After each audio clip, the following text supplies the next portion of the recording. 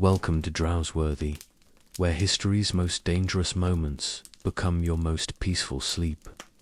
Tonight, we're exploring the Tunguska Event of 1908, a disaster so catastrophic that you definitely wouldn't survive it. But don't worry, the calm narration and gentle rain sounds will help you drift off while learning about the morning when the sky exploded over Siberia with the force of 1,000 atomic bombs. If you love falling asleep to history's darkest chapters, subscribe for weekly bedtime disasters.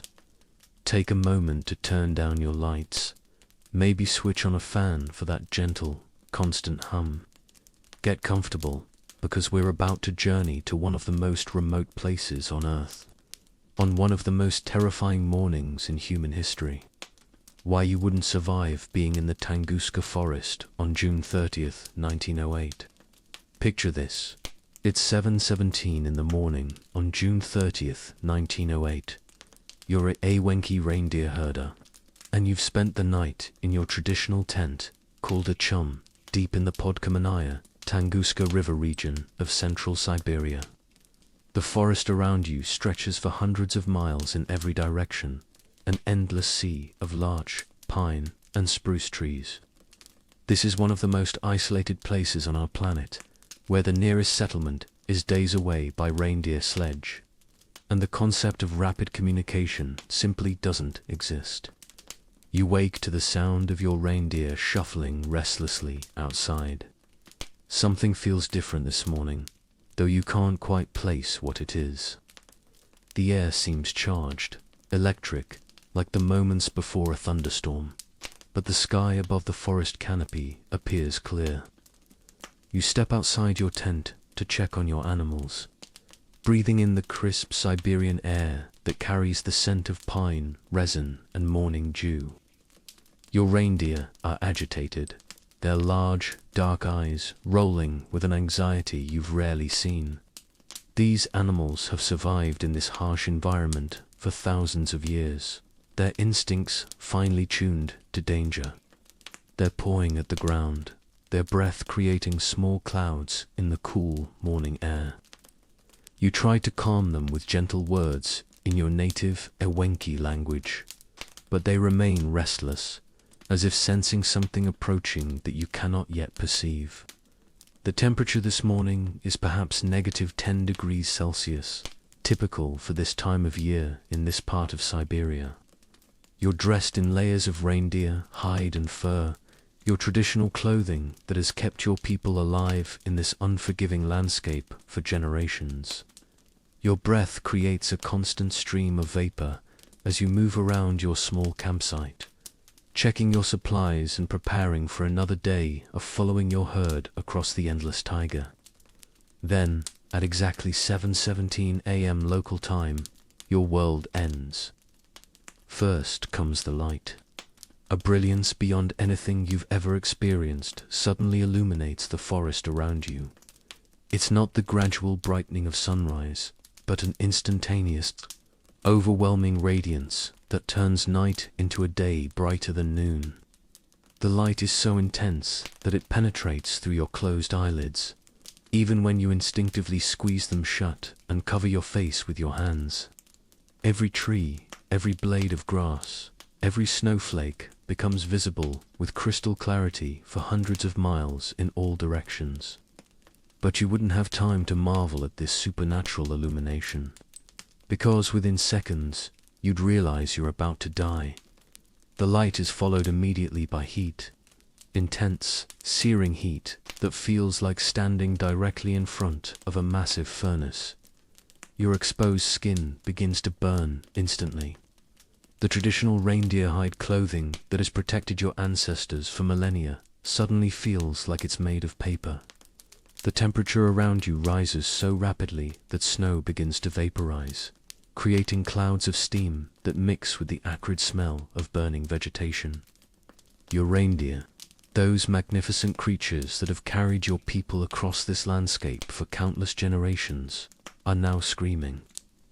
The sound they make is unlike anything in their normal vocal range, a high-pitched wail of pure terror and agony.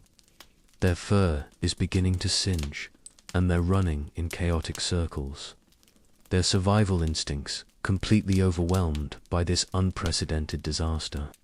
The trees around you, massive larches and pines that have stood for decades or even centuries, begin to smoke.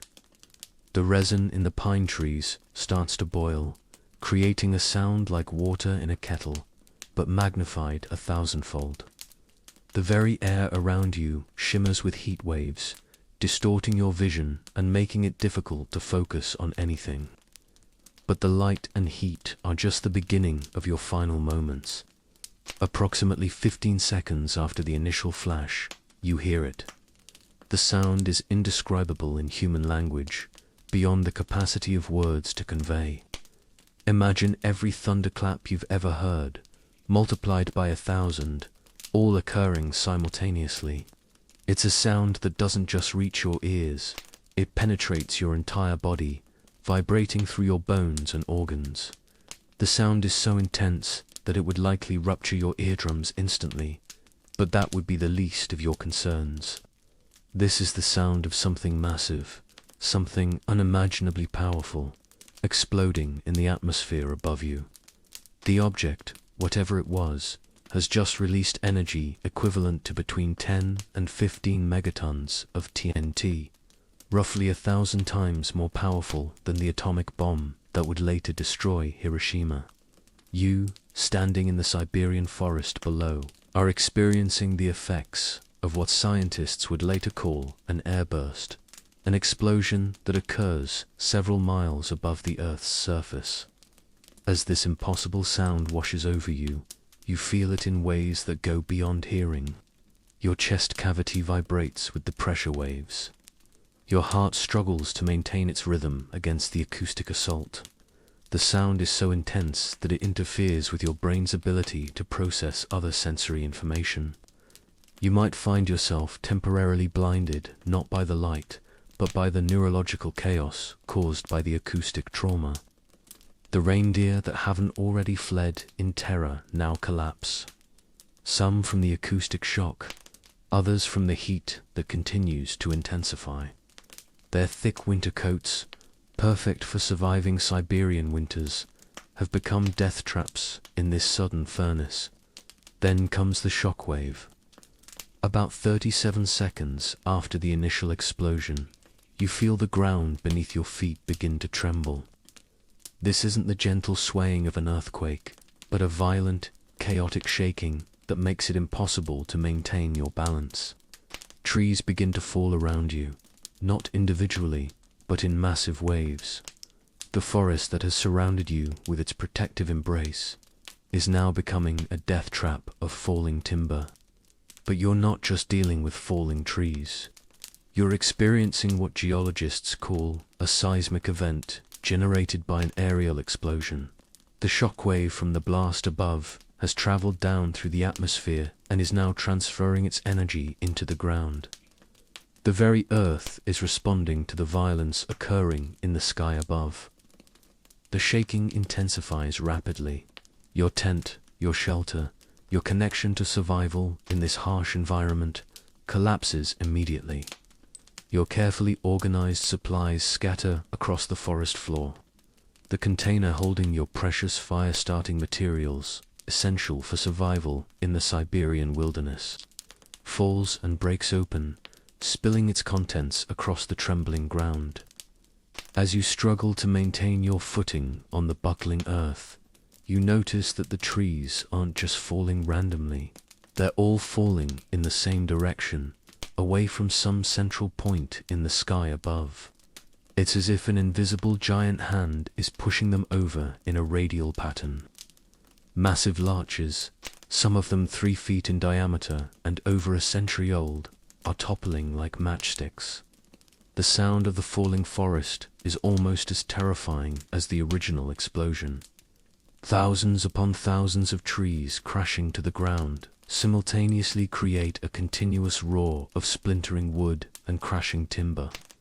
The noise is so constant and overwhelming that it becomes impossible to distinguish individual tree falls. It's just one continuous cacophony of destruction.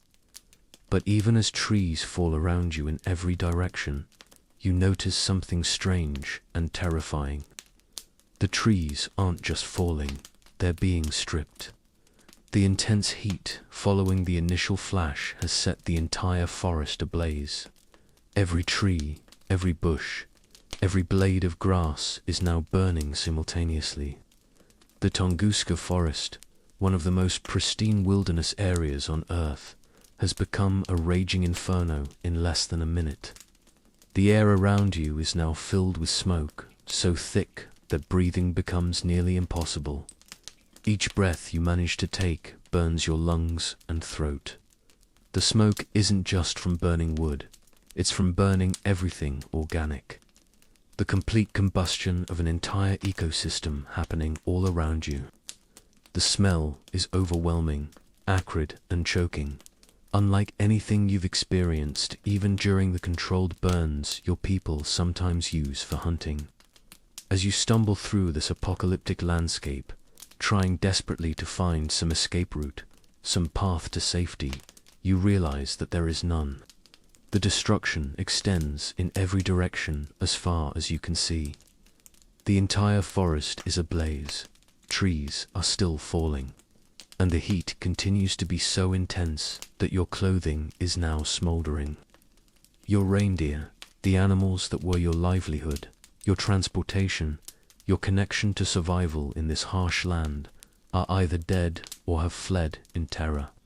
Without them, even if you somehow survived the immediate catastrophe, you would be stranded hundreds of miles from any human settlement. With no supplies, no shelter, and no means of transportation across the vast Siberian wilderness, the heat begins to affect you more severely now. Your skin, exposed to the intense thermal radiation, begins to blister.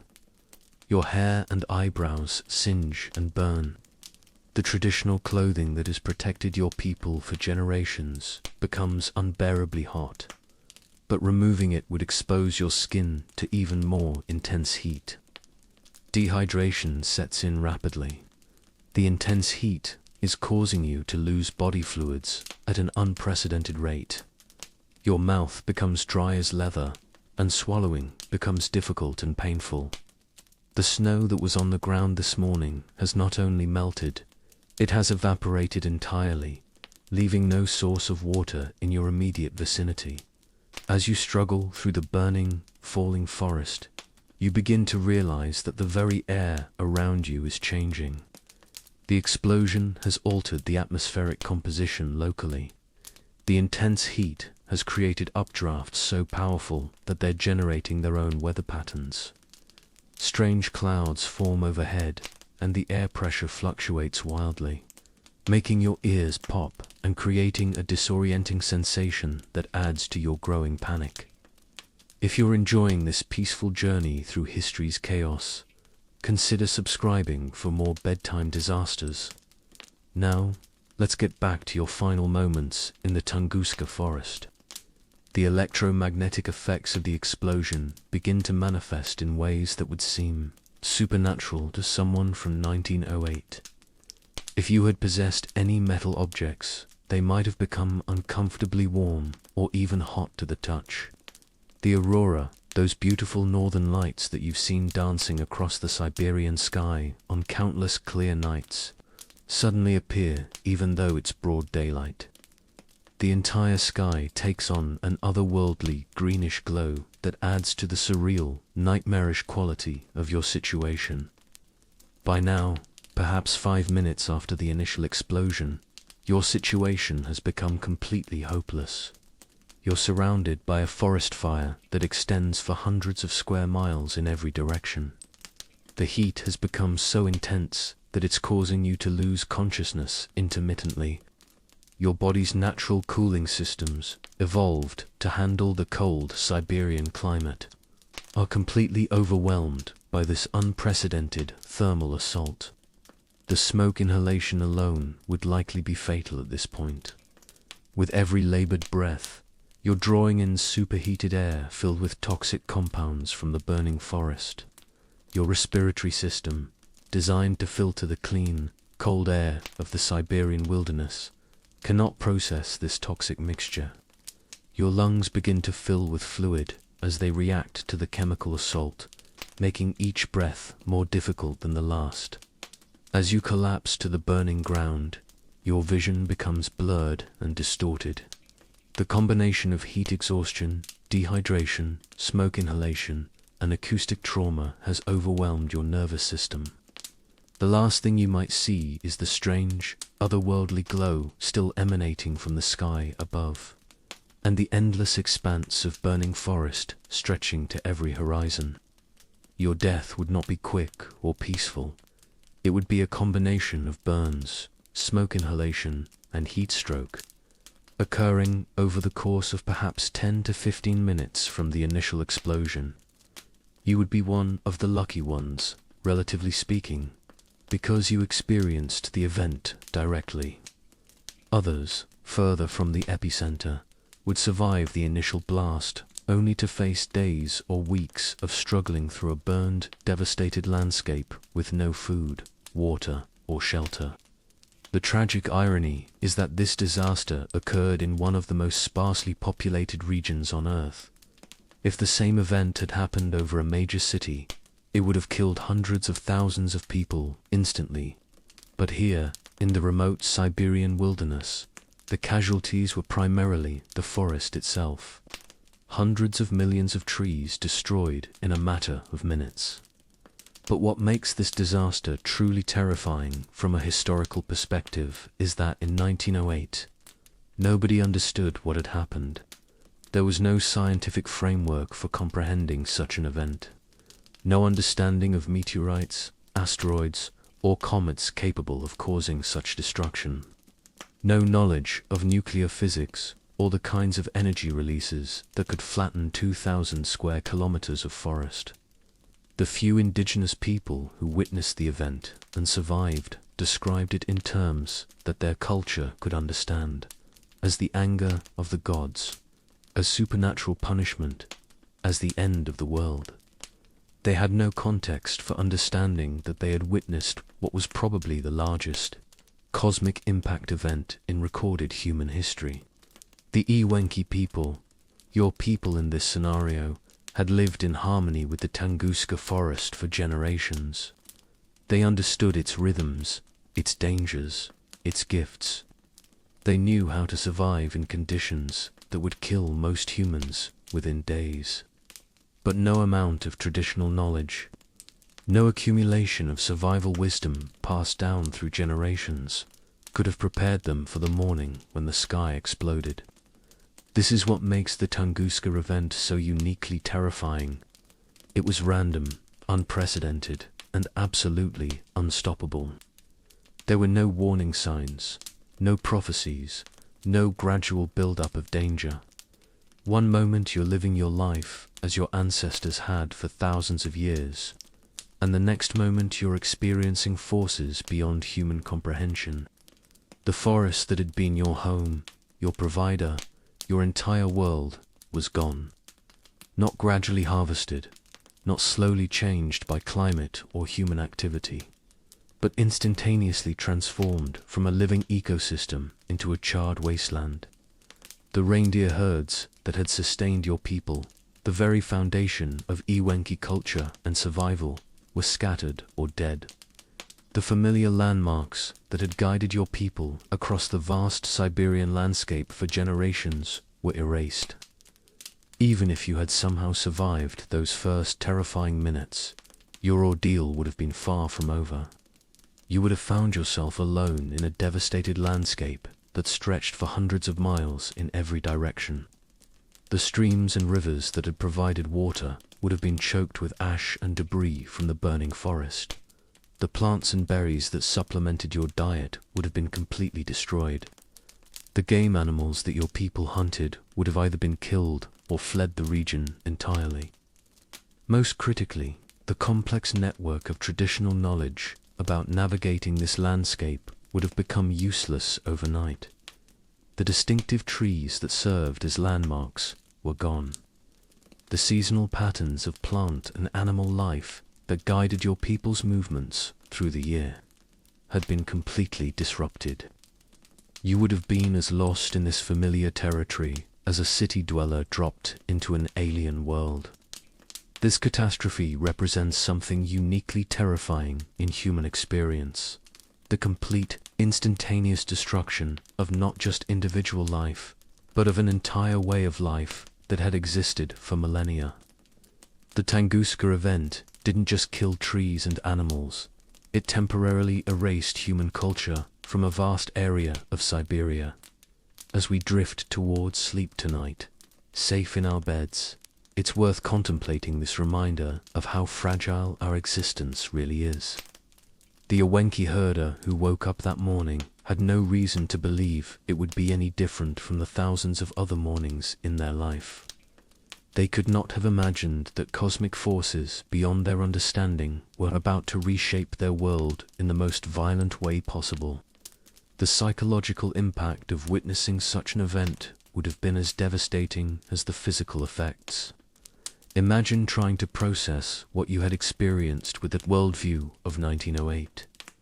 Your understanding of the universe was likely shaped by traditional spiritual beliefs, where natural disasters were often interpreted as messages from spirits or ancestors. But nothing in your cultural mythology could have prepared you for the sheer scale and otherworldly nature of what you witnessed. The sound alone would have haunted any survivors for the rest of their lives. Those who experienced a Tunguska event and lived described hearing the explosion from hundreds of miles away. But you, at ground zero, would have heard something beyond the human capacity to process. It was a sound that seemed to come from everywhere at once, from the earth beneath your feet, from the air around you, from inside your own body. Even decades later, survivors of similar catastrophic events report being unable to tolerate sudden loud noises, their nervous systems permanently altered by acoustic trauma. The smell, too, would have been unlike anything in normal human experience. Not just burning wood, but the complete combustion of an entire ecosystem happening simultaneously. The scent of burning resin mixed with vaporized organic matter, the metallic smell of superheated air, and the acrid odor of chemical reactions occurring in the atmosphere itself. These smells would have been so intense and foreign that they would have triggered a primal fear response, your brain recognizing that something fundamentally wrong was happening to your environment. But perhaps most psychologically devastating would have been the complete transformation of familiar landscape into something alien and hostile. The Tunguska forest wasn't just destroyed, it was transformed into something that looked like the surface of another planet. The trees that remained standing were stripped completely bare, looking like enormous matchsticks planted in the earth. The ground was covered with a bizarre pattern of fallen timber, all pointing away from the center of the explosion in perfect radial lines, creating a geometry that seemed unnatural, almost mechanical in its precision. In the hours following the explosion, if you had somehow survived, you would have encountered effects that would have seemed supernatural. The air itself would have shimmered with strange optical phenomena caused by particles and gases ejected into the atmosphere. The normal sounds of the forest, the chirping of birds, the rustling of small animals, the whisper of wind through leaves, would have been replaced by an eerie silence broken only by the occasional crash of a weakened tree finally falling to the earth. The temperature fluctuations would have continued for hours, creating microclimates that defied explanation. Some areas would have remained intensely hot due to smoldering debris, while others, shaded by the massive clouds of smoke and particles, would have become surprisingly cold.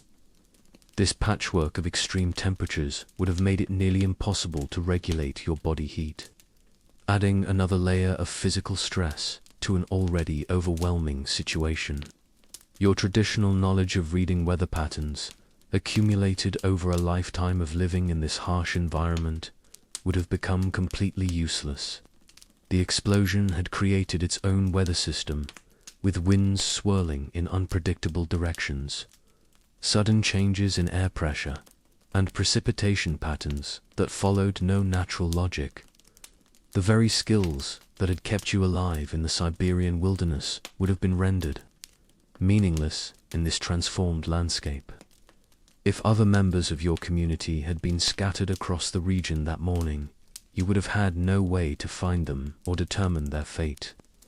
The traditional methods of communication over long distances, such as smoke signals or the calling patterns used to locate reindeer herds, would have been impossible in the choking atmosphere of smoke and debris. You would have been completely isolated, cut off, not just from the outside world, but from your own people. The wildlife that survived the initial blast would have behaved in ways completely contrary to their normal patterns. Animals that had never shown aggression toward humans might have attacked out of pain and confusion. Normally, docile creatures might have become unpredictably dangerous, while predators might have fled the region entirely, disrupting the entire food chain that your people depended upon for survival. The Tunguska Event stands as perhaps the most dramatic example in modern history of humanity's vulnerability to forces completely beyond our control. No amount of preparation, no level of technology available in 1908 could have provided protection against what happened that morning. It was a reminder that we exist on a small planet in a vast and sometimes violent universe, and that our survival depends not just on our own actions, but on cosmic luck. Leonid Kulik and the 20-year quest for answers. In the comfortable warmth of your bed tonight, it's hard to imagine dedicating your entire life to solving a single mystery. But that's exactly what Leonid Alexeyevich Kulik did. And his obsession with the Tunguska Event would consume 2 decades of his existence, ultimately costing him everything he held dear. Kulik was born in 1883 in Estonia, then part of the Russian Empire, into a world where scientific careers were reserved for the wealthy and well-connected. His father was a humble village teacher, his mother a seamstress. By all conventional measures, young Leonid should have followed a modest path, perhaps becoming a teacher himself, or entering some other respectable but unremarkable profession. Instead, he developed an early fascination with the night sky that would shape the remainder of his life. As a young man studying at the Kazin University, Kulik became captivated by meteorites, those mysterious rocks from space that occasionally fell to Earth. In the early 1900s, meteorite science was still in its infancy. Most people, including many educated individuals, still believed that stones could not fall from the heavens. The scientific establishment largely dismissed meteorite reports as folklore or misidentification of terrestrial rocks. But Kulik was different. He possessed an almost supernatural ability to listen to the stories that others dismissed, to hear truth in accounts that seemed impossible. When peasants brought him strange stones and told him tales of fire falling from the sky, he listened with the intensity of a detective pursuing a crucial lead. His colleagues thought him eccentric, perhaps even slightly mad, for taking such stories seriously. By 1908, Kulik had already begun building a reputation as Russia's leading expert on meteorites, though this was rather like being the tallest person in a room full of children. The field was so new, so poorly understood, that expertise could be gained through dedication and persistence rather than formal training. He had developed techniques for interviewing witnesses, for distinguishing meteorites from ordinary rocks, and for calculating the trajectories of objects falling from space. Then came the morning of June 30th, 1908, and everything changed. The first reports of the Tunguska Event reached the outside world in fragments, like pieces of a puzzle scattered across the vast Russian Empire. A seismic station in Irkutsk, nearly 900 kilometers away, recorded what appeared to be an earthquake. Barometric instruments in Britain detected atmospheric pressure waves that had somehow traveled halfway around the world. For Photographers in London noticed that their film was fogging mysteriously, as if exposed to some unknown form of radiation. But it was the human accounts that truly captured Kulik's attention. Passengers on the Trans-Siberian Railroad reported seeing a brilliant fireball streak across the morning sky. An engineer named S. Semyonov, working at a trading post 60 kilometers from the explosion site, described being knocked from his chair by a blast of heat so intense that he thought his shirt had caught fire. Ewenki hunters spoke of a thunder that lasted for hours, of reindeer herds scattered to the winds, of forests that had been flattened as if by the hand of an angry god. Most scientists dismissed these accounts as exaggerated folklore, the kind of tall tales that emerge whenever rural people encounter something beyond their understanding. But Kulik recognized something different in these reports. The consistency of details across hundreds of miles, the precise timing, the physical evidence of seismic disturbances, all pointed to something real and unprecedented. However, Kulik faced a problem that would plague him for the next 2 decades. The Tunguska region was virtually inaccessible. This wasn't simply a matter of distance, though the blast site was over 800 kilometers from the nearest railroad. The area was a trackless wilderness of swamps, rivers, and dense forest, inhabited only by scattered groups of indigenous people who had little contact with the outside world. There were no roads, no bridges, no infrastructure of any kind. Reaching the site would require months of planning, enormous expense, and considerable personal risk. For most scientists, these obstacles would have been insurmountable. But Kulik was not most scientists. From the moment he first read the accounts of the Tunguska event, he became convinced that he had encountered the most important meteorite fall in human history. He believed that somewhere in the Siberian wilderness lay a meteorite of unprecedented size, possibly the largest ever to reach Earth's surface. Finding it would revolutionize our understanding of the solar system and establish his reputation as one of the world's foremost authorities on cosmic phenomena. This belief would sustain him through 19 years of frustration, bureaucratic obstacles, funding crises, and personal hardship. But it would also blind him to evidence that contradicted his fundamental assumptions about what had happened in the Tunguska forest. The first challenge Kulik faced was convincing the Soviet scientific establishment that the expedition was worth funding. In the 1920s, the young Soviet Union was struggling with basic infrastructure, widespread poverty, and the aftermath of revolution and civil war. The idea of spending scarce resources to investigate strange lights in the Siberian sky seemed almost frivolous to government officials focused on more immediate concerns. But Kulik possessed a rare combination of scientific passion and political skill. He argued that studying meteorites could provide valuable information about mineral resources, since meteorites often contained rare metals. He suggested that the Tunguska meteorite might represent a source of iron or nickel that could benefit Soviet industry. These arguments were somewhat disingenuous. Kulik was primarily interested in the scientific implications of his discovery, but they were effective in securing funding. In 1921, 13 years after the event, Kulik finally received authorization and funding for his first expedition to the Tunguska region. The delay seems almost incomprehensible today, when news of unusual events spreads around the world in minutes and scientific teams can be dispatched to investigate within days. But in 1921, the idea of rushing to investigate a 13-year-old mystery seemed perfectly reasonable to the scientific community.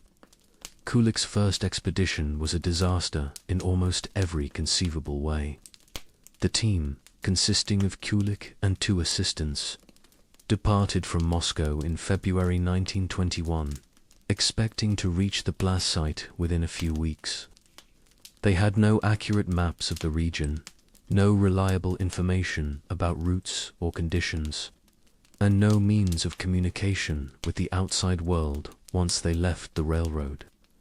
The journey began well enough. The Trans-Siberian Railroad carried them eastward across the vast Russian landscape, through cities and towns that represented the last outposts of civilization. But once they left the train at Kansk and began traveling north toward the Tunguska River, they entered a world that seemed frozen in time, unchanged since the medieval period. The winter of 1921 was particularly harsh, even by Siberian standards. Temperatures dropped to -40 degrees Celsius, cold enough to freeze exposed skin in minutes. The team traveled by horse-drawn sledge across frozen rivers and through forests where the snow lay 6 feet deep. Their supplies, carefully calculated for a journey of several weeks, began to run low as delays mounted and conditions proved worse than anticipated. But the real problems began when they reached the Tunguska River region and began searching for local guides who could lead them to the area of the explosion. The Ewenki people they encountered were friendly but deeply reluctant to discuss what they had witnessed 13 years earlier. Many seemed genuinely frightened by questions about the event, crossing themselves or performing protective rituals when asked to describe what they had seen. Through patient questioning and the use of interpreters, Kulik began to piece together a picture of what had happened. The indigenous witnesses described a morning when the sky had caught fire, when thunder had continued for hours, when the very earth had shaken beneath their feet. They spoke of reindeer herds scattered across hundreds of miles, of forests flattened in perfect circles, of strange lights in the sky that had continued for days after the initial explosion. But when Kulik asked to be guided to the site of the explosion, he encountered firm resistance. The Ewenki considered the area to be cursed, a place where the spirits were angry and humans were not welcome. Some claimed that anyone who approached the blast site would sicken and die. Others insisted that the area was still dangerous, that strange fires burned there and the very air was poisonous. These beliefs presented Kulik with a dilemma that would recur throughout his decades of research. As a scientist, he dismissed indigenous spiritual beliefs as superstition, obstacles to be overcome rather than sources of information to be seriously considered. But as a practical explorer who needed local guides and support, he had to find ways to work around or through these cultural barriers. Eventually, Kulik managed to persuade several Ewenki hunters to guide his expedition toward the general area of the explosion, though none would agree to approach what they considered the most dangerous central region. Even this partial cooperation came at considerable cost, requiring payment in goods and supplies that further strained the expedition's limited resources. As they traveled deeper into the affected region, Kulik began to see evidence that exceeded even his most optimistic expectations. Trees lay scattered across the landscape in radial patterns that stretched to the horizon. The damage was far more extensive than he had imagined, covering hundreds of square miles with a precision and scale that seemed almost unnatural. But when the expedition finally reached what appeared to be the center of the destruction, Kulik encountered the first of many puzzles that would torment him for the rest of his career. Instead of finding a massive crater containing meteorite fragments, he discovered something far more mysterious, a region where trees remained standing, though they had been stripped completely bare of branches and bark. It looked like a forest of telephone poles, eerily vertical in the midst of devastation that radiated outward in all directions. This standing dead forest would later be explained by scientists as evidence that the explosion had occurred in the air rather than on the ground. But in 1921, Kulik had no framework for understanding such a phenomenon. He spent days searching the area for meteorite fragments, for evidence of impact. for anything that would confirm his theory that a massive space rock had struck the Earth at this location. He found nothing. No meteorite fragments, no impact crater, no evidence of any solid object having reached the ground. The expedition returned to Moscow empty-handed, having consumed months of time and substantial resources without producing any tangible results. Most scientists would have been discouraged by such an outcome. The lack of meteorite fragments or impact evidence would have led them to question their fundamental assumptions about what had caused the Tunguska event. But Kulik's reaction was exactly the opposite. The scale and precision of the destruction convinced him that he had indeed discovered the site of the most significant meteorite impact in recorded history. The absence of obvious meteorite remains simply meant that he needed to search more thoroughly, with better equipment and more systematic methods. Take a moment to leave a comment about what topic you'd like us to explore next, or just check in and let us know how you're doing. We're grateful to have you as an important part of our little corner of the internet. Over the next 6 years, Kulik lobbied tirelessly for funding for a more comprehensive expedition. He wrote papers, gave lectures, and cultivated relationships with government officials and scientific institutions. He argued that the Tunguska meteorite represented a unique opportunity to study the effects of cosmic impacts, information that could prove valuable for understanding planetary geology and the history of the solar system. His persistence finally paid off in 1927, when he received funding for a major expedition that would include multiple scientists, professional photographers, and sophisticated surveying equipment. This second expedition would spend an entire summer in the Tunguska region, conducting the first systematic scientific study of the blast site. The 1927 expedition marked a turning point in Tunguska research, but not in the way Kulik had anticipated. Instead of finding the meteorite fragments he expected, the team encountered evidence that challenged every assumption about what had occurred in the Siberian forest 19 years earlier. The damage patterns were far more complex and extensive than anyone had imagined. Trees had been flattened across an area of over 2,000 square kilometers. But the pattern of destruction showed clear evidence that the explosion had occurred several miles above the Earth's surface. At the center of the devastation, where the blast had been most directly overhead, trees remained standing, though completely stripped of branches. This butterfly pattern of destruction was unlike anything associated with meteorite impacts, which typically produced circular craters with debris scattered in all directions. Perhaps most puzzling was the complete absence of meteorite fragments anywhere in the blast zone. Kulik and his team spent months systematically searching the area, using metal detectors and carefully excavating promising sites. They drained ponds and marshes, convinced that heavy meteorite fragments must have sunk into the soft ground. They followed up on every report from local people who claimed to have found unusual rocks or metallic objects. They found nothing, not a single fragment that could definitively be identified as coming from the Tunguska object. The expedition that was supposed to recover the largest meteorite in history instead raised fundamental questions about whether a meteorite had been involved at all. But rather than abandoning his meteorite theory, Kulik developed increasingly elaborate explanations for the absence of fragments. Perhaps the object had been a comet, composed mostly of ice that had completely vaporized upon impact. Perhaps it had been a particularly fragile type of meteorite that had disintegrated completely in the atmosphere.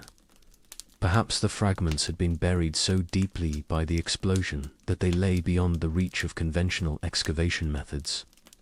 Each of these theories required Kulik to modify his understanding of what had happened, but none forced him to abandon his fundamental belief that some sort of cosmic object had been responsible for the Tunguska event. This flexibility in developing hypotheses while maintaining core assumptions would characterize Kulik's approach for the remainder of his career. The 1927 expedition also marked the beginning of Kulik's complicated relationship with the indigenous people of the Tunguska region. While he respected their knowledge of local conditions and relied on them for guidance and support, he consistently dismissed their spiritual interpretations of what had occurred. When Iwenki witnesses described supernatural phenomena, strange lights, or spiritual disturbances, Kulik recorded these accounts as curiosities rather than potentially valuable scientific information. This cultural blindness would prevent Kulik from considering explanations for the Tunguska event that might have emerged from a more collaborative approach to understanding the mystery. The indigenous witnesses had experienced the event directly, had lived with its aftermath for decades, and had developed their own theories about what had occurred.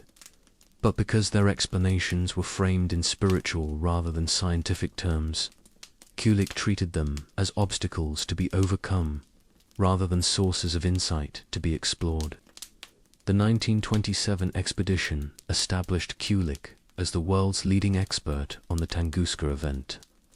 But it also began his transformation from scientist to obsessive. The mystery had captured him completely, and he would spend the remainder of his life returning again and again to the Siberian forest, convinced that the next expedition, the next technique, the next theory would finally unlock the secrets that had eluded him for so long. What made Kulik's obsession particularly tragic was how it gradually isolated him from the scientific mainstream. As the years passed and expedition after expedition failed to produce the meteorite fragments he had promised, his colleagues began to question not just his theories, but his judgment. The Soviet scientific establishment, initially supportive of his work, grew increasingly skeptical of funding what appeared to be an endless series of expensive wild goose chases. But Kulik could not let go. The Tunguska event had become more than a scientific mystery for him. It had become a personal crusade, the defining work of his career. He had staked his reputation, his career, and increasingly his personal relationships on solving this puzzle. To admit failure would have meant acknowledging that he had wasted decades of his life pursuing an impossible dream. The personal cost of this obsession became increasingly evident as the 1930s progressed. Kulik's marriage suffered under the strain of his long absences and single-minded focus on Tunguska research. His wife Anna had initially supported his expeditions with enthusiasm, proud of her husband's growing international reputation. But as the expeditions multiplied and the promised breakthroughs failed to materialize, she became increasingly resentful of what she saw as his abandonment of family responsibilities. His children grew up with a father who was physically present for only a few months each year and emotionally absent even when he was home. Kulik's dinner table conversations revolved around trajectory calculations, blast patterns, and theories about cosmic objects. His children learned to recognize the signs that preceded each new expedition: the excited pacing, the late-night letter writing to potential funders, the distracted responses to ordinary family matters. But perhaps most heartbreaking was the way Kulik's obsession affected his relationship with his scientific work outside of Tunguska research. Before 1908, he had been building a distinguished career studying meteorites across the Russian Empire. His techniques for interviewing witnesses and analyzing meteorite compositions had advanced the entire field. He had published well-regarded papers on meteorite classification and had trained a new generation of Russian astronomers in proper observation techniques. After his first Tunguska expedition, however, his other research gradually faded into the background. He continued to investigate other meteorite falls, but always with the hope that they might provide insights applicable to the Tunguska mystery. His papers increasingly focused on Tunguska-related topics, even when discussing completely unrelated phenomena. Colleagues noted that he seemed unable to discuss any astronomical topic without somehow relating it back to his theories about what had happened in the Siberian forest. The 1930 expedition marked both the peak of Kulik's scientific achievement and the beginning of his ultimate downfall. This expedition, larger and better equipped than any previous effort, succeeded in creating the first comprehensive map of the blast zone and documented the damage patterns with unprecedented precision. The photographs and measurements from this expedition would become the foundation for all subsequent scientific analysis of the Tunguska event. But the expedition also produced evidence that fundamentally challenged Kulik's meteorite theory. The team discovered that the blast effects extended much further than any meteorite impact could reasonably explain. The area of flattened forest covered over 2,000 square kilometers, far larger than even the most massive known meteorite impacts. The pattern of tree fall showed clear evidence of an aerial explosion occurring several miles above the Earth's surface, not the ground impact that Kulik's theory required. Most damaging to Kulik's reputation was his response to this contradictory evidence. Rather than revising his theories to accommodate the new data, he developed increasingly elaborate explanations for why a meteorite impact might have produced such unusual effects. He suggested that the Tunguska object might have been a swarm of meteorites, rather than a single large body. He proposed that unusual atmospheric conditions might have caused the object to explode at high altitude before reaching the ground. These explanations required increasingly complex chains of unlikely events. Other scientists began to question whether Kulik was allowing his emotional investment in the meteorite theory to cloud his scientific judgment. Privately, some colleagues wondered whether the isolation and hardship of repeated Siberian expeditions might have affected his mental stability. The final blow to Kulik's career came with the 1938 expedition, his last major effort to solve the Tunguska mystery.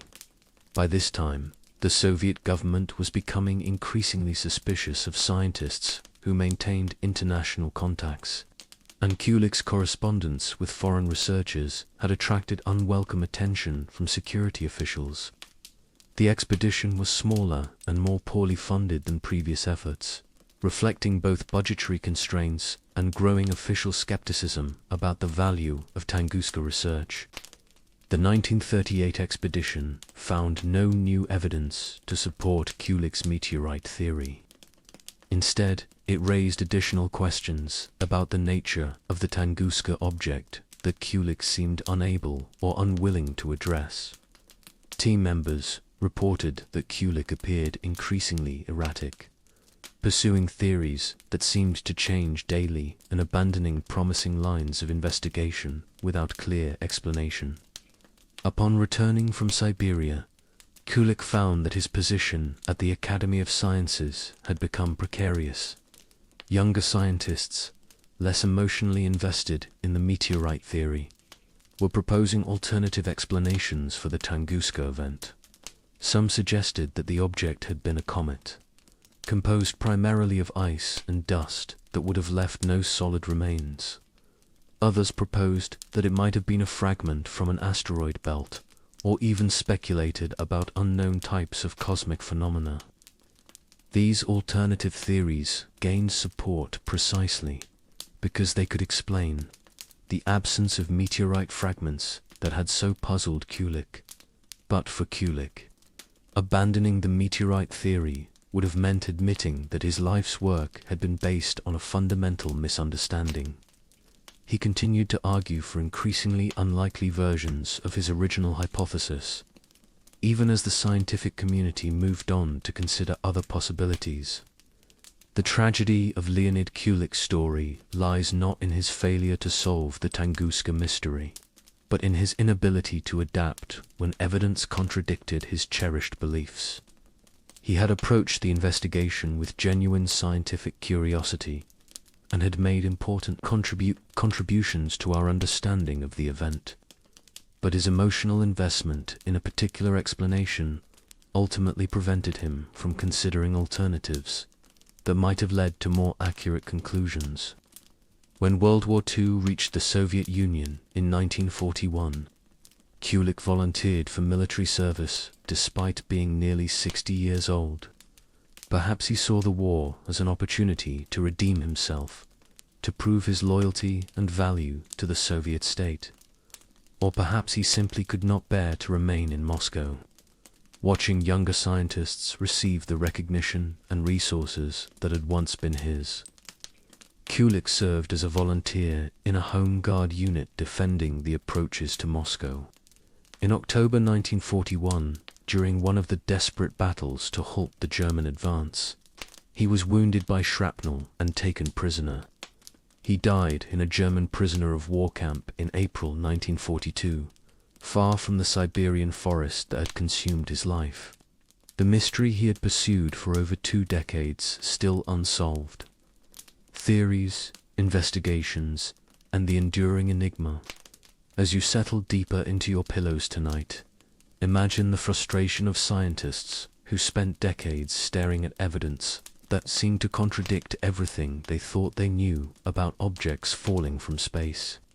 The Tunguska Event left behind a puzzle so complex and contradictory that it would spawn theories ranging from the scientifically plausible to the utterly bizarre, each attempting to explain what had flattened 2,000 square kilometers of Siberian forest without leaving a trace of itself behind. After Kulik's death in 1942, the scientific investigation of Tunguska entered a new phase. The wartime years had brought advances in nuclear physics, atmospheric science, and our understanding of cosmic phenomena. Scientists returning to the Tunguska question in the 1950s and 1960s brought fresh perspectives and new theoretical frameworks that Kulik could never have imagined. The first major breakthrough came from an unexpected source: the development of nuclear weapons. The atomic bombings of Hiroshima and Nagasaki had provided scientists with their first opportunity to study the effects of massive aerial explosions.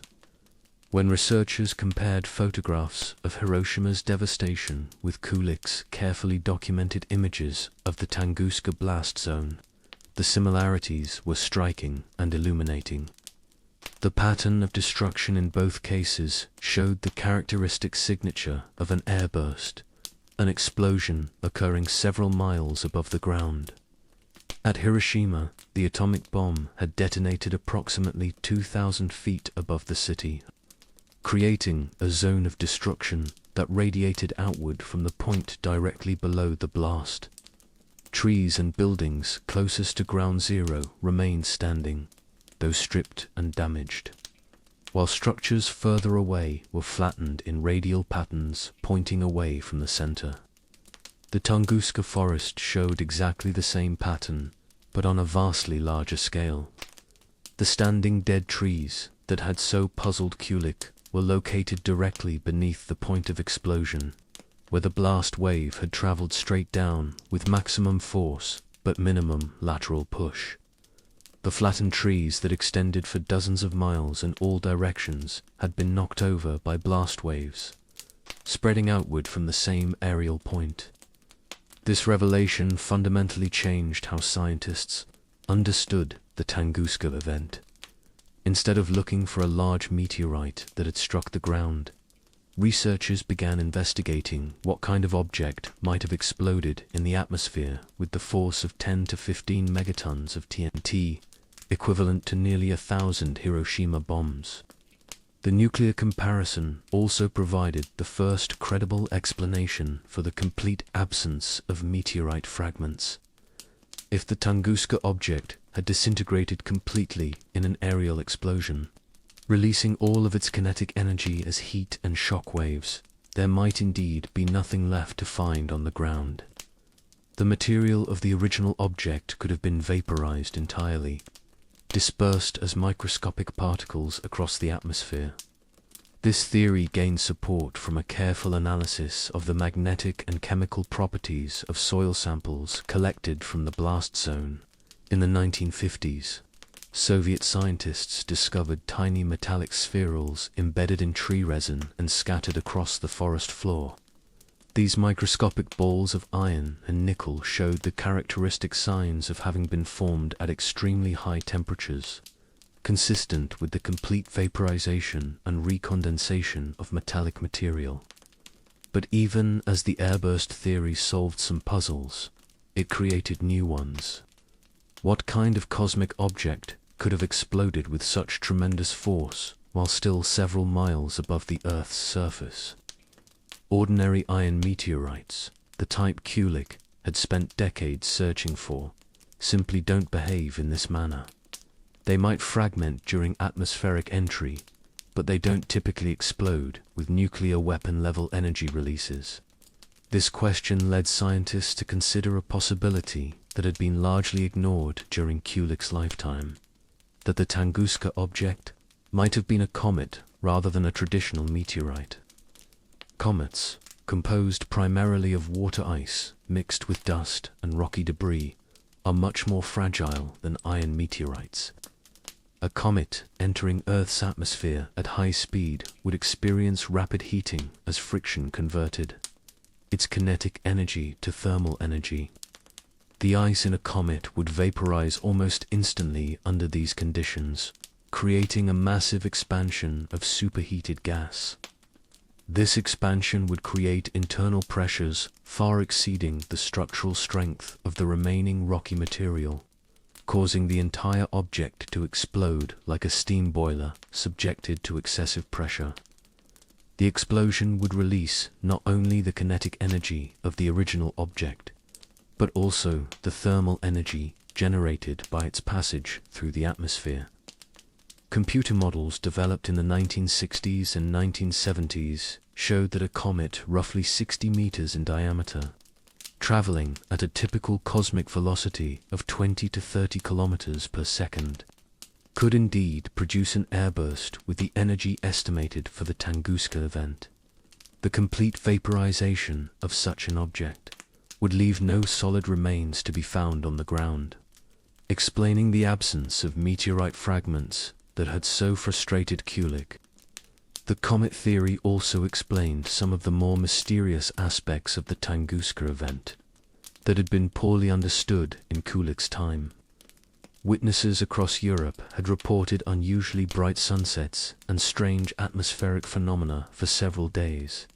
After June 30th, 1908, photographers in London found that they could take pictures by the light of the night sky alone, without artificial illumination.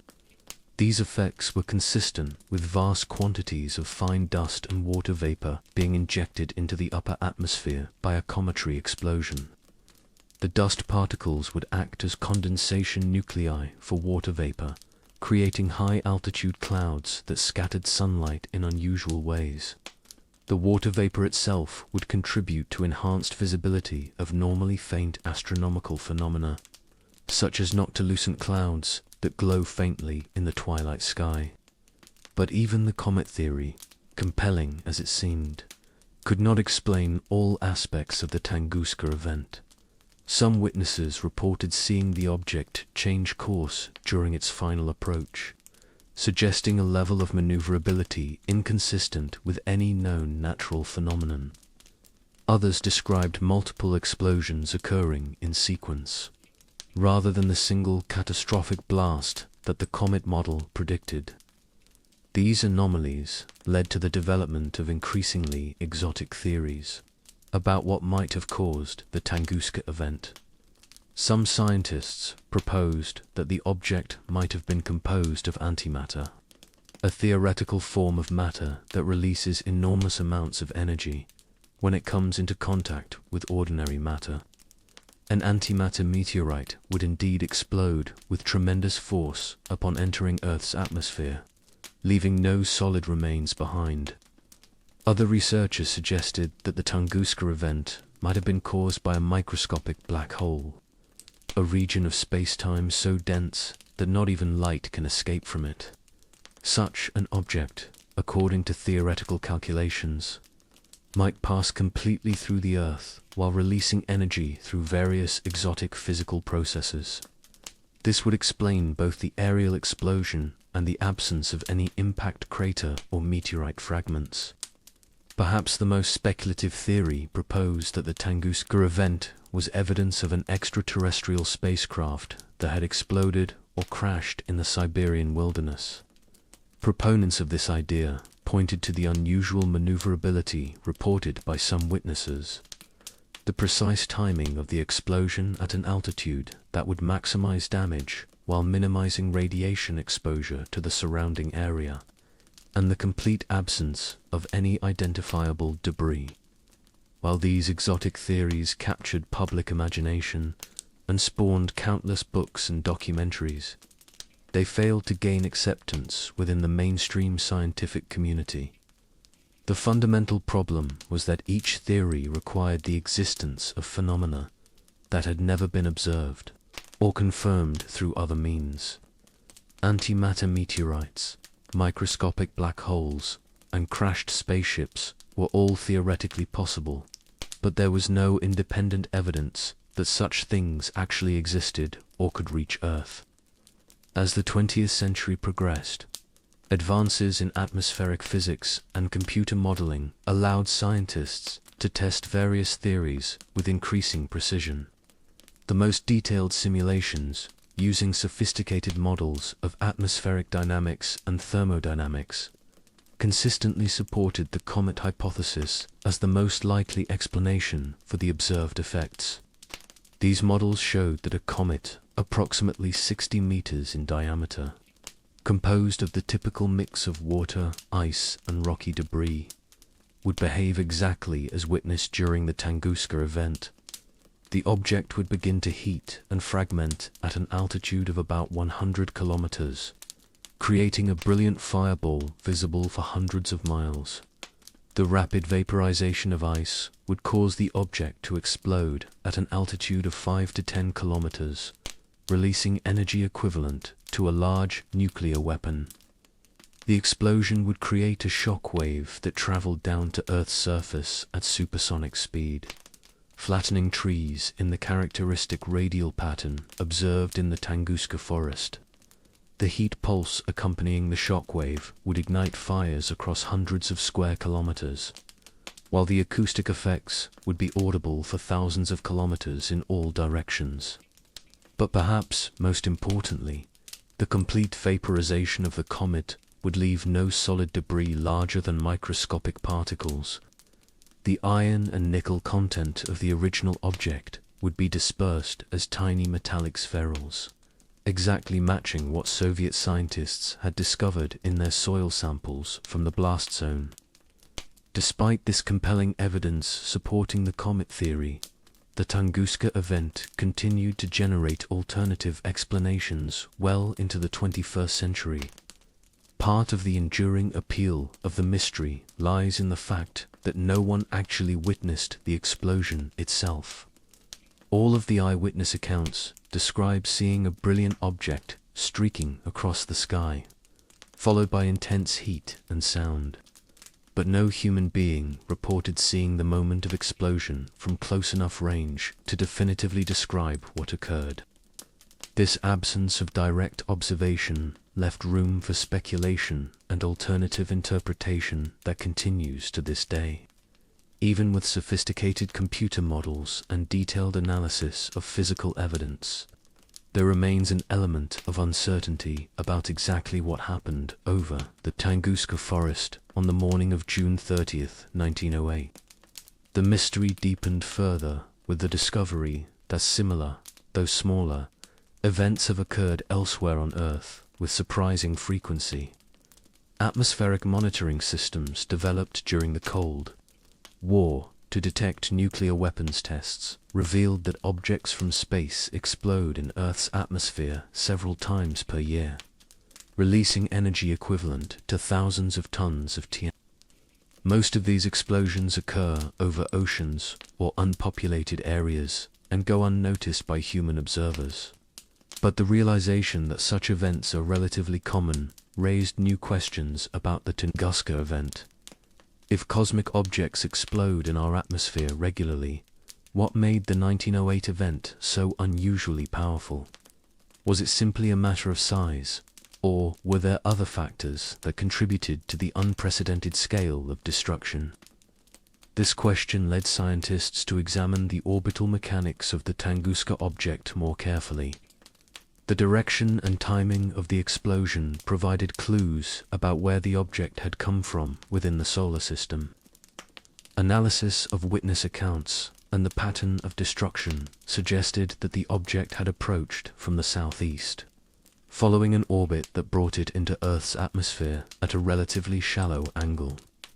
This trajectory was consistent with the object being a fragment from a comet that originated in the outer reaches of the solar system. Such comets typically follow highly elliptical orbits that bring them close to the Sun only once every few hundred or thousand years. The Tunguska object might have been a piece of debris from the comet ENC, a well-known periodic comet that passes through the inner solar system every 3 years. Computer models of comet ENC's orbit showed that in 1908, debris from this comet would have been scattered throughout the region of space that Earth was passing through on June 30th. A large fragment from this debris stream could have collided with Earth at exactly the time and location of the Tunguska event. This connection to a known comet provided additional support for the theory that the Tunguska object was composed primarily of water, ice, and dust, rather than solid rock or metal. It also suggested that similar events might be predictable, occurring when Earth's orbit intersects with the debris trails left by other periodic comets. But even with these advances in understanding, the Tunguska event retained an element of mystery that continued to fascinate scientists and the public alike. The scale of the destruction, the completeness with which the original object had been destroyed, and the remote location where it occurred combined to create a sense of cosmic drama that few other scientific phenomena could match. The event served as a powerful reminder of Earth's vulnerability to cosmic impacts, inspiring efforts to identify and track asteroids and comets that might pose future threats to our planet. The realization that a slightly larger object, or one that exploded closer to the ground, could have destroyed a major city led to the development of programs dedicated to planetary defense against cosmic threats. Yet for all the scientific advances and theoretical insights, the Tunguska event remained fundamentally mysterious in ways that continue to capture the imagination. Unlike other natural disasters that leave clear physical evidence of their causes, Tunguska consumed itself completely, leaving behind only the effects of its passage. It was a cosmic visitor that announced itself with the force of a nuclear weapon, then vanished without a trace, leaving only a forest of fallen trees and a century of scientific speculation. The absence of a clear smoking gun has allowed the Tunguska mystery to evolve with each generation of scientists who approached it. In the 1980s and 1990s, advances in space, technology, and planetary science brought new tools to bear on the century-old puzzle. Satellite imagery allowed researchers to study the recovery patterns of the Tunguska forest with unprecedented detail, revealing subtle differences in vegetation growth that persisted decades after the explosion. These satellite studies showed that the forest had not simply regrown uniformly after the 1908 devastation. Instead, the recovery patterns reflected the complex ways that different types of blast damage had affected soil composition and drainage patterns. Areas that had experienced the most intense heat showed different vegetation characteristics than regions that had been primarily affected by the shockwave. These variations created a kind of fingerprint of the explosion that remained visible from space nearly a century later. More intriguingly, the satellite data revealed anomalies in the magnetic field strength across the blast zone that had never been detected by ground-based surveys. These magnetic variations suggested that the explosion had somehow altered the mineral composition of the soil in ways that were still detectable decades later. Some researchers interpreted this as evidence that the Tunguska object had contained unusual metallic components that had been dispersed across the forest floor during the explosion. The development of more sophisticated computer models in the 1990s and 2000s allowed scientists to simulate the Tunguska explosion with ever greater accuracy. These models could account not only for the basic physics of an atmospheric explosion, but also for complex factors such as the three-dimensional structure of the atmosphere, seasonal variations in air density, and the specific topography of the Siberian landscape. The results of these detailed simulations consistently supported the comet theory, but they also revealed subtle aspects of the event that had not been previously understood. For example, the models showed that the explosion had created a complex pattern of shock waves that interacted with the Earth's surface in ways that varied depending on local terrain features. Valleys and ridges had focused or deflected the blast effects, creating micro-patterns of destruction that explained some of the puzzling variations in treefall directions that had confused earlier investigators. Perhaps most significantly, the advanced computer models revealed that the Tunguska explosion had injected far more material into the upper atmosphere than previously estimated. The water vapor and dust from the vaporized comet had created atmospheric disturbances that persisted for months after the initial event.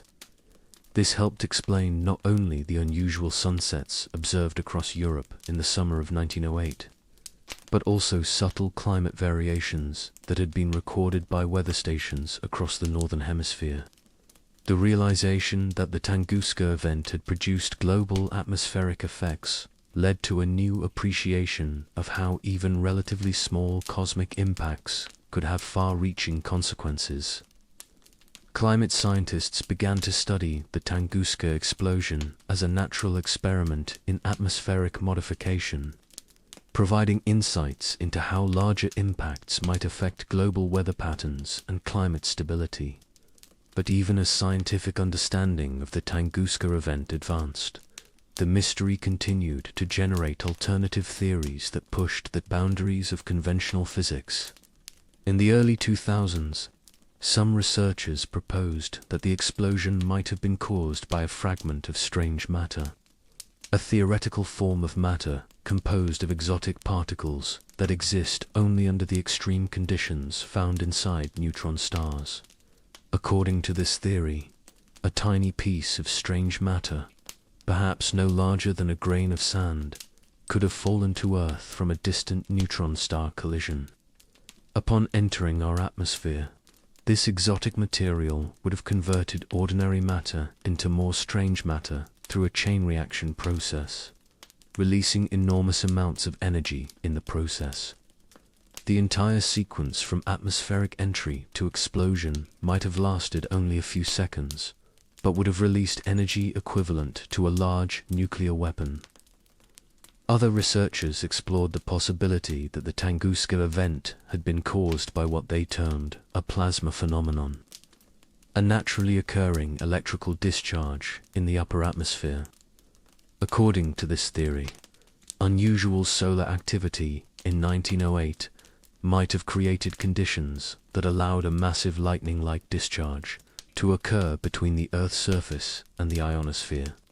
Such a discharge could theoretically release tremendous amounts of energy, while leaving no solid debris behind.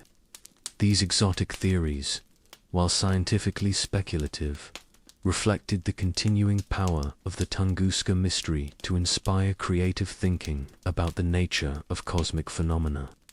The complete absence of conventional evidence forced researchers to consider possibilities that might never have been explored in connection with more conventional disasters.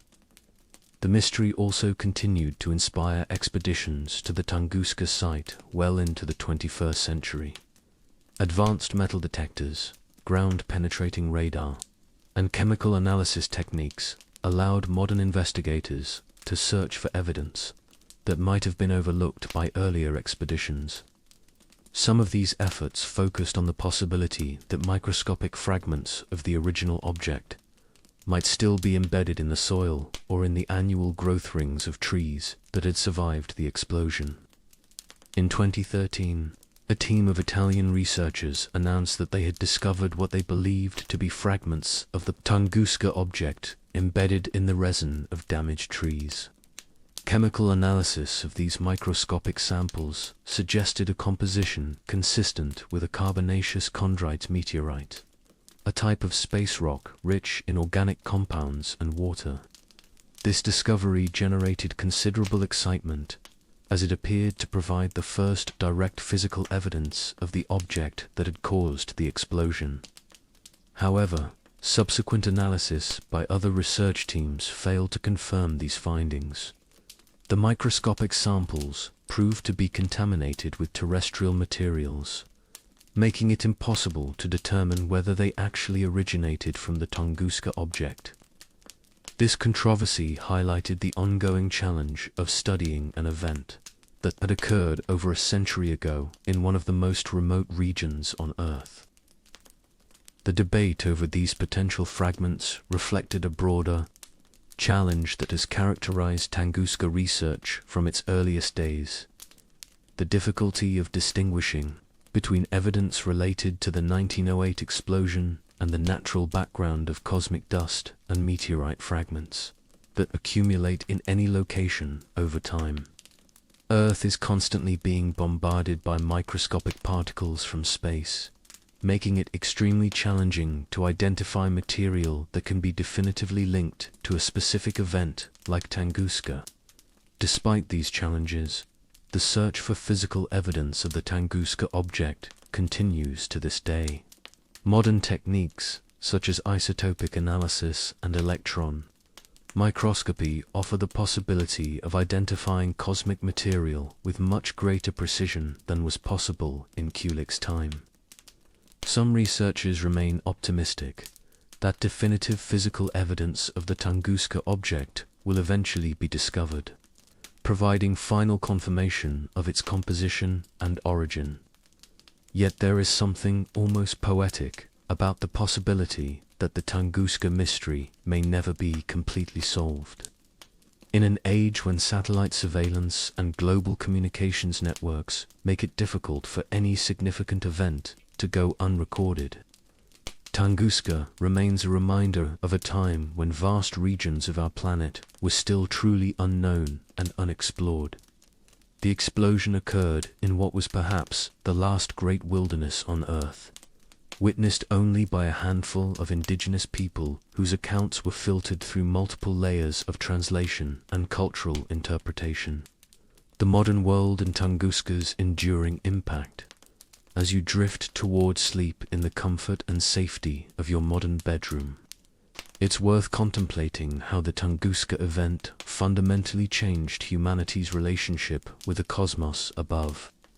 What began as a mysterious explosion in a remote Siberian forest has evolved into one of the driving forces behind our modern understanding of planetary defense, space science, and the very real dangers that lurk in the seemingly empty space around our fragile blue planet. In the century that has passed since that June morning in 1908, the world has transformed in ways that would have seemed impossible to the Ewenki herders, who first witnessed the sky catching fire. We've split the atom, walked on the moon, and built machines that can simulate the explosion of entire stars. Yet the Tunguska event remains as compelling and mysterious today as it was when Leonid Kulik first read those scattered reports of strange lights over Siberia. The modern legacy of Tunguska begins with a sobering realization. What happened in 1908 was not a unique, once-in-a-millennium event, but rather an example of something that occurs regularly throughout our solar system. Advanced telescopes and space-based monitoring systems have revealed that Earth exists in what astronomers call a cosmic shooting gallery, surrounded by millions of asteroids, comets, and other debris left over from the formation of our solar system 4.6 billion years ago. Every day, approximately 100 tons of cosmic material enters Earth's atmosphere. Most of this consists of particles no larger than grains of sand, which burn up harmlessly as meteors in the upper atmosphere. But occasionally, much larger objects make their way into Earth's vicinity, and when they do, the results can be catastrophic on scales that dwarf any natural disaster in recorded human history. The realization that Tunguska-type events are not only possible but inevitable led to the development of what scientists call planetary defense programs. These international efforts combine advanced telescopes, sophisticated computer modeling, and space-based observation systems to identify potentially hazardous asteroids and comets before they pose a threat to Earth. The goal is to provide enough advance warning to allow humanity to take protective measures or, in some cases, to actually deflect dangerous objects away from collision courses with our planet. The first systematic surveys for potentially hazardous asteroids began in the 1990s, inspired in large part by scientific analysis of the Tunguska Event and similar cosmic impact phenomena. Programs such as LINAR, NEAT, and Catalina have identified thousands of near-Earth objects, creating a constantly updated catalogue of cosmic threats that might someday pose dangers similar to or greater than what occurred over Siberia in 1908. These surveys have revealed a universe far more dynamic and dangerous than most people realize. Within our own solar system, there are currently over 27,000 known near-Earth asteroids, with new ones being discovered at a rate of about 3,000 per year. Of these, approximately 2,200 are classified as potentially hazardous, meaning they are large enough to cause significant damage and follow orbital paths that could eventually bring them into collision with Earth.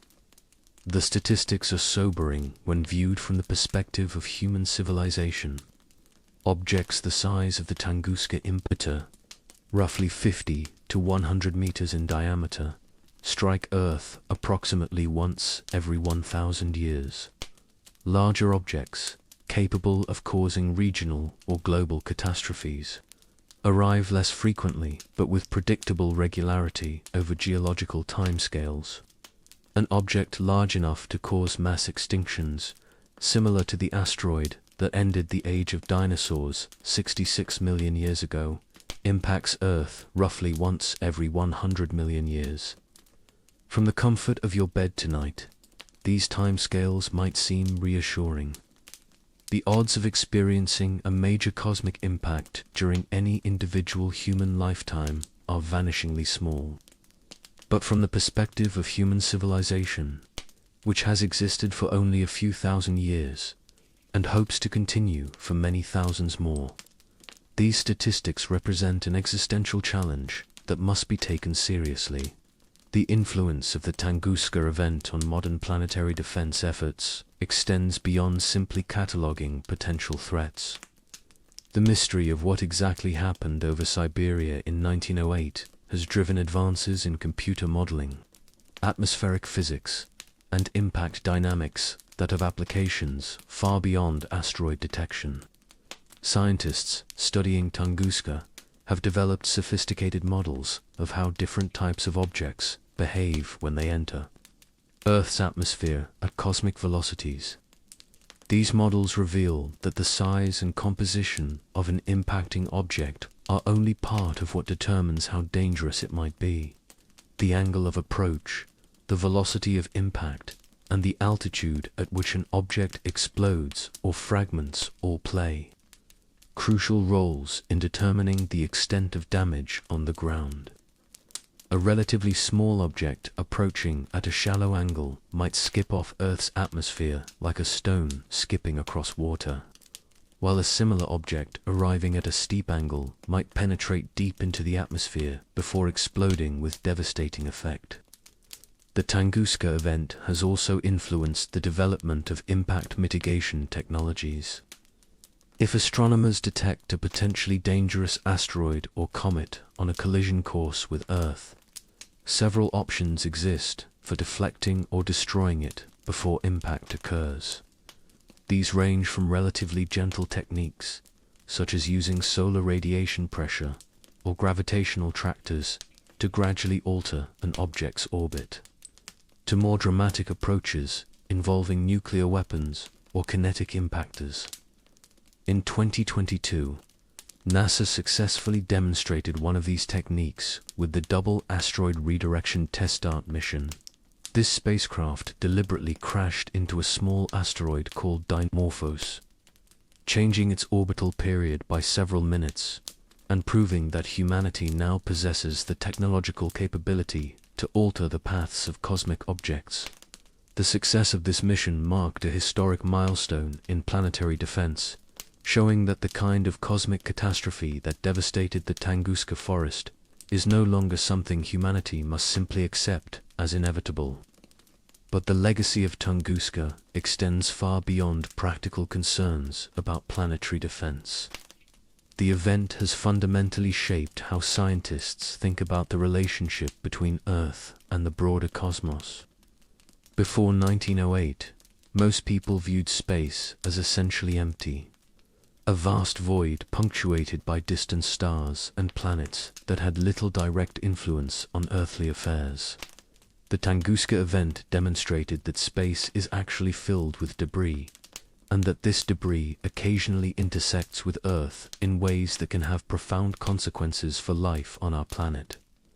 This realization has led to a much deeper appreciation of Earth's place within the solar system and the ongoing processes that continue to shape our planet's development. The water in our oceans, the organic compounds that form the basis of life, and many of the metals that make modern technology possible were all delivered to Earth by cosmic impacts during the planet's early history.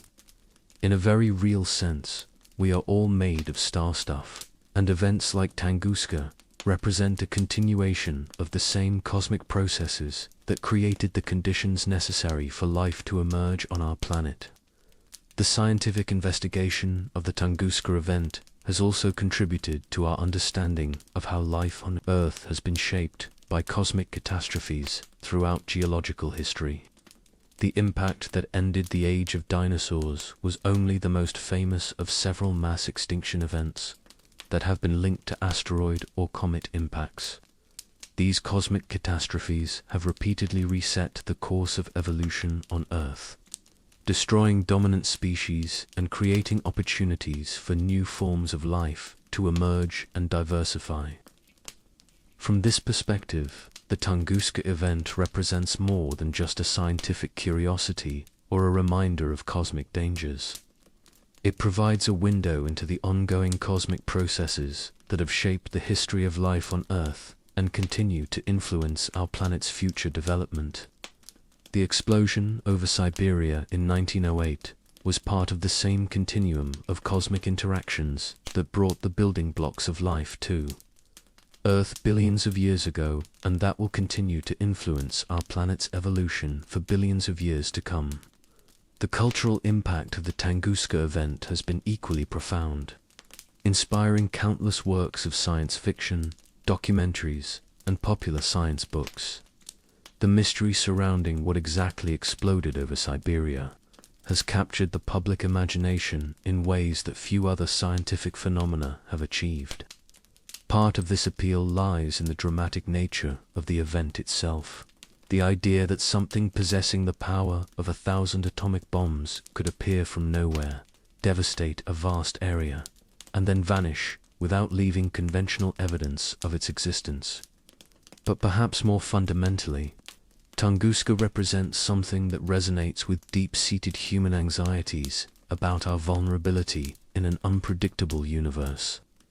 The event occurred without warning, struck in one of the most remote places on Earth, and demonstrated forces completely beyond human control or understanding. It serves as a powerful reminder that despite all of our technological advances and scientific knowledge, we remain fundamentally dependent on cosmic luck for our continued survival. The indigenous peoples of Siberia, whose ancestors witnessed the Tunguska event firsthand, understood this vulnerability in ways that modern urban populations often forget. Their traditional stories and spiritual beliefs acknowledged that humans exist within a larger natural world filled with forces that can be both creative and destructive. The explosion of 1908 fit within this worldview as a manifestation of spiritual powers beyond human comprehension, a reminder of the need for humility and respect when confronting the mysteries of existence. Modern science has provided explanations for the Tunguska event that would have been incomprehensible to the Awinki witnesses of 1908. We now understand the physics of atmospheric explosions, the dynamics of cometary fragmentation, and the complex interactions between cosmic objects and Earth's atmosphere. But in some ways, our scientific explanations have only deepened the sense of wonder and mystery surrounding what happened over Siberia that June morning. The realization that a chunk of ice and rock, perhaps no larger than a city block, could travel for millions of years through the vacuum of space before arriving at exactly the right time and place to devastate thousands of square kilometers of forest strikes many people as almost impossibly improbable.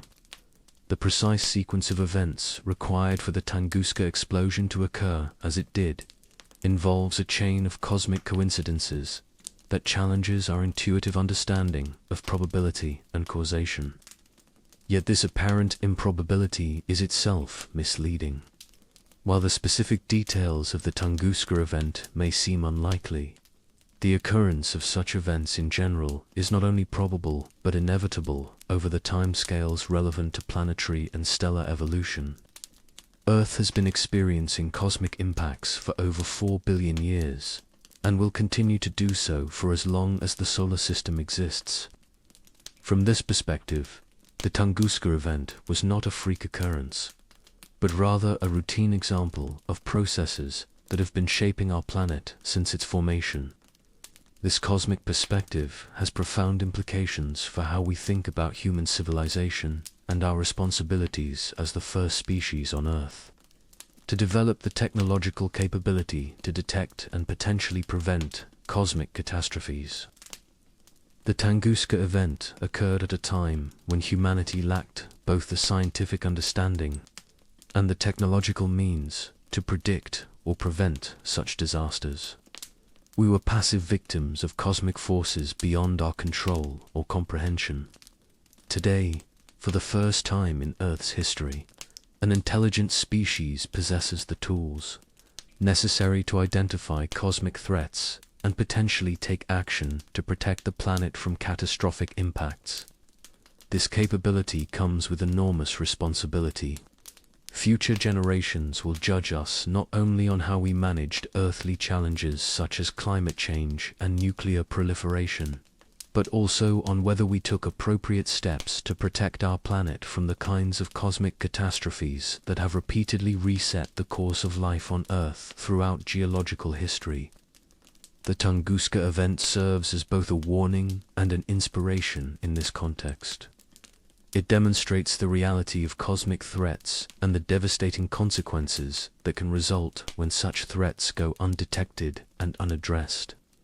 But it also shows that even the most catastrophic cosmic events are fundamentally natural phenomena that can be understood through scientific investigation and potentially managed through technological intervention.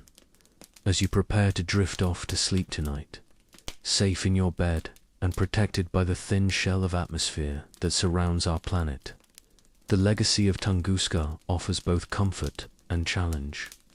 The comfort comes from knowing that scientists and engineers around the world are working to identify and address cosmic threats before they can cause the kind of devastation that struck Siberia in 1908.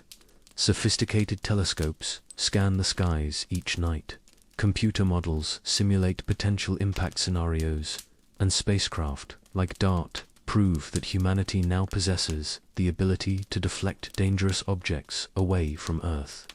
The challenge lies in maintaining the vigilance and international cooperation necessary to sustain these protective efforts over the decades and centuries to come. Unlike many of the problems that dominate daily news cycles, cosmic impact threats operate on timescales that extend far beyond individual human lifespans or political administrations. Protecting Earth from future Tunguska-type events requires a long-term commitment to scientific research and technological development that must be sustained across generations. But perhaps the most important legacy of the Tunguska event is the reminder it provides of our fundamental interconnectedness with the cosmos. The explosion that flattened the Siberian forest in 1908 was not an external threat, striking Earth from outside, but rather part of the ongoing cosmic processes that created our planet and continue to shape its development. We are not separate from these cosmic forces, but rather products of them, temporary arrangements of matter and energy that emerged from stellar explosions and will eventually return to the cosmos from which we came. This perspective offers a form of cosmic humility that seems increasingly relevant in our current age of environmental crises and technological disruption. The Tunguska event reminds us that Earth is not a closed system isolated from the broader universe, but rather a small planet orbiting an ordinary star in a galaxy containing hundreds of billions of other stars, many of which likely host their own planets and possibly their own forms of life. The cosmic forces that created the Tunguska event operate throughout the universe, shaping the evolution of countless worlds and potentially countless forms of life. In studying Tunguska, we are not simply investigating an isolated historical curiosity, but rather exploring fundamental processes that connect us to the broader cosmos and to whatever other intelligent beings might exist among the stars. The philosophical implications of the Tunguska event extend far beyond its scientific significance. In many ways, the explosion over Siberia in 1908 marked a turning point in human consciousness. The moment when we began to truly understand that Earth is not the center of a stable, predictable universe, but rather a small world navigating through a cosmos filled with both creative and destructive forces. This realization has profound implications for how we think about the meaning and purpose of human existence. If we are indeed alone in the universe, then the preservation of human civilization and the continuation of our scientific and cultural achievements becomes a cosmic responsibility of immeasurable importance. Every work of art, every scientific discovery, every act of love and creativity represents something unique and irreplaceable in the vast emptiness of space.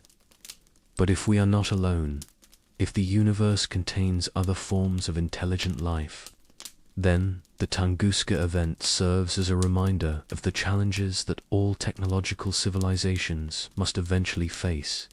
The cosmic forces that threaten Earth threaten every world, and the solutions we develop for protecting our planet might someday prove relevant to the survival of intelligence throughout the galaxy. The story of Tunguska research itself offers insights into the nature of scientific discovery and human persistence in the face of mystery. From Leonid Kulik's obsessive decades-long quest to find meteorite fragments that didn't exist, to the modern international efforts to map every potentially dangerous object in near-Earth space, the investigation of the 1908 explosion has demonstrated both the power and the limitations of scientific inquiry. Kulik's tragedy was not that he failed to solve the Tunguska mystery, but that he became so invested in a particular solution that he couldn't adapt when evidence pointed in different directions. His story serves as a cautionary tale about the dangers of allowing personal investment in specific theories to override objective evaluation of evidence. Yet his persistence also demonstrates the kind of dedication and passion that drives scientific progress, even when that progress comes at great personal cost. The modern approach to Tunguska research reflects lessons learned from Kulik's experience, rather than seeking a single definitive explanation. Contemporary scientists have embraced uncertainty and ambiguity as natural components of investigating complex phenomena.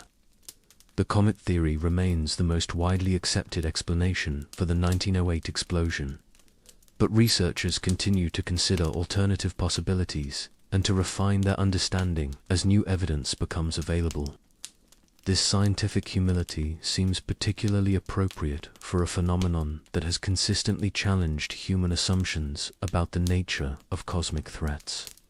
The Tunguska Event forced scientists to expand their understanding of how objects from space interact with Earth's atmosphere, leading to insights that have applications far beyond the specific case of the 1908 explosion. These insights have practical importance for assessing the risks posed by newly discovered asteroids and comets. The realization that relatively small objects can cause devastating damage through atmospheric explosions has led to a more nuanced understanding of cosmic impact hazards. Size alone is not the only factor that determines how dangerous a cosmic object might be. The composition, velocity, and trajectory of approach all play crucial roles in determining the potential consequences of an impact. The Tunguska Event has also influenced how scientists think about the detection and characterization of cosmic threats.